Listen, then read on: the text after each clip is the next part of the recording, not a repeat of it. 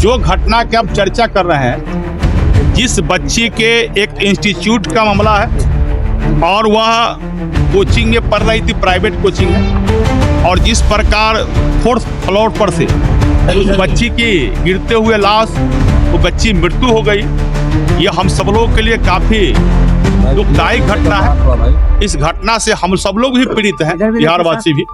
लेकिन इस घटना का संज्ञान लिया है प्रशासन ने और पूरी तरह इसकी जांच कर रही है और जांच के आधार पर, सत्ता के आधार पर उस पर कार्रवाई की। जो बताया जा रहा है कि लड़की के शरीर में गीले हथियारों के निशान है, जहां वो गिरी है वहां खून के धब्बे नहीं है, तो संदिग्ध मामला बनता है। मैंने कहा कि जो भी हुआ वो जांच में आएगा और जांच में आने के आधार पर जिस प्रकार भी जांच में आएगा, निश्चिंत रहिए, बिहार का प्रशासन है वह कार्रवाई करेगी और इस घटना में जो भी कोई होंगे संलिप्त, उनको कड़ी से कड़ाई उनको सजा दी जाएगी। लेकिन एक के बाद एक बच्चियों का लगातार मौत, इन्हीं छात्रा वाला मामला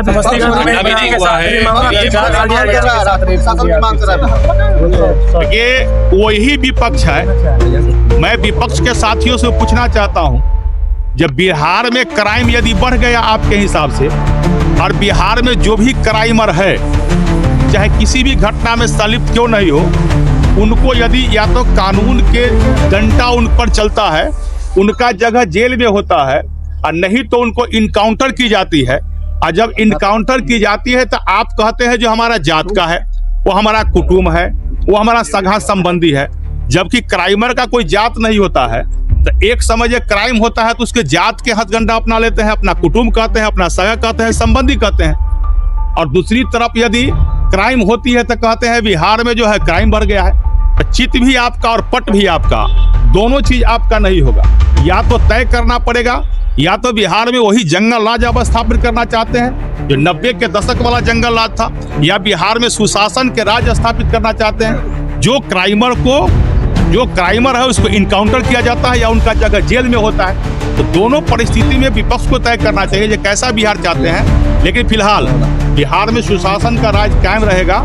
जो भी घटना के आप सब जिक्र कर रहे हैं, वो घटना हम लोग के संज्ञान में आया है। बिहार के प्रशासन पूरी तरह कार्रवाई कर रही है और उस पर कार्रवाई होगी ही। जो भी सामने जांच का रिपोर्ट आएगा उस पर कार्रवाई होगी। आप लोग ही ने देखा नीट छात्रा के मामले में अब सीबीआई ने FIR भी ले लिया है और सीबीआई ने अपना कार्रवाई भी शुरू कर दिया है। फजीहत के बाद तो 13 दिनों के बाद सीबीआई ने केस बहुत फजीहत के बाद आप मीडिया के साथ ही आप सबको जानकारी होती है कि सीबीआई में FIR दर्ज कराने की एक प्रक्रिया होती है और उस प्रक्रिया को तय करने में समय लगता है। और परिवार के लोगों ने ही कहा था, जबकि SIT की टीम गठित है, अब परिवार के लोगों ने ही कहा था जो सीबीआई से मांग कर जांच करवाइए।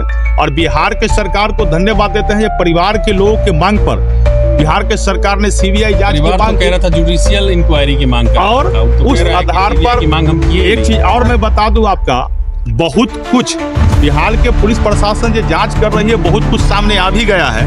वो बहुत जल्दी आप सब लोगों के बीच में रख दिया जाएगा और आने वाला समय में दूध का दूध, पानी का पानी।